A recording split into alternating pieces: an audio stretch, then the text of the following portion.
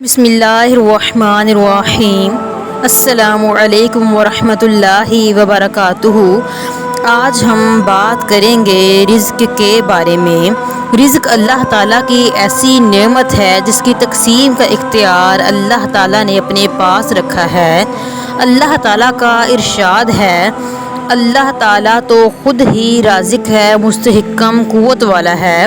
اور ایک اور جگہ ارشاد ہے، اور زمین پر چلنے والا کوئی جاندار ایسا نہیں جس کا رزق اللہ نے اپنے ذمہ نہ لے رکھا ہو۔ حضرت نوح علیہ السلام نے اپنی قوم سے کہا، پس میں نے کہا اپنے پروردگار سے گناہوں کی معافی طلب کرو، بے شک وہ بڑا بخشنے والا ہے۔ آسمان سے تم پر موسلا دھار بارش برسائے گا اور تمہارے مالوں اور تمہاری اولاد میں اضافہ کرے گا اور تمہارے لیے باغ اور نہریں بنائے گا۔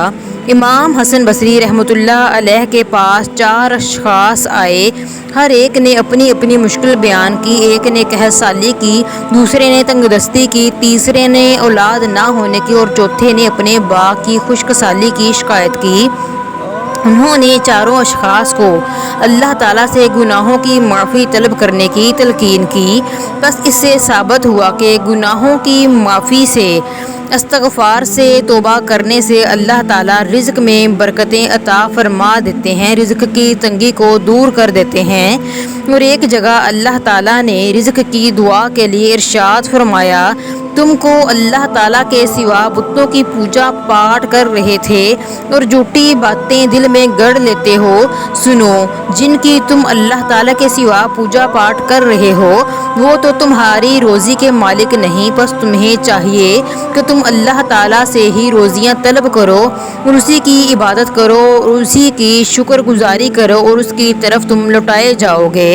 ایک شخص آپ صلی اللہ علیہ وآلہ وسلم کے پاس آیا اور اس نے کہا، اے اللہ کے رسول، جب میں اپنے رب سے دعا کروں تو کیا کہا کروں؟ آپ صلی اللہ علیہ وآلہ وسلم نے فرمایا، اے اللہ، مجھے معاف فرما، مجھ پر رحم فرما، مجھے عافیت دے اور مجھے رزق عطا فرما۔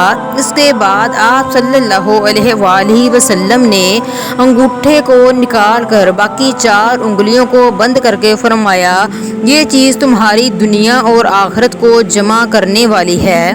حضرت نوح علیہ السلام کی وفات کا وقت قریب آیا تو انہوں نے اپنے بیٹے کو نصیحت فرمائی اور کہا، سبحان اللہ و بحمدہ، یعنی پاک ہے اللہ اپنی تعریف کے ساتھ، اس کا ورد کرتے رہنا یہ ہر چیز کے لیے کافی ہوگی اور اس کے ذریعے مخلوق کو رزق ملتا ہے۔ اس کے علاوہ آپ کو رزق کی برکت کے لیے اور وظائف بتاتی چلوں۔ سورہ واقعہ اور سورۃ طارق فجر اور مغرب کے بعد ایک ایک مرتبہ پڑھنے کا اہتمام کر لیا جائے تو اللہ تعالیٰ رزق کے دروازے کھول دیتے ہیں۔ فجر کی نماز کے بعد 70 مرتبہ پابندی کے ساتھ یہ آیت پڑھیں، انشاءاللہ تعالیٰ رزق کی برکت ہوگی، فراوانی ہوگی۔ ہر نماز کے بعد 7 مرتبہ اور چلتے پھرتے درج ذیل دعا کا اہتمام کریں، انشاءاللہ تعالیٰ رزق کے معاملے میں جو بھی پریشانی ہوگی وہ ختم ہو جائے گی۔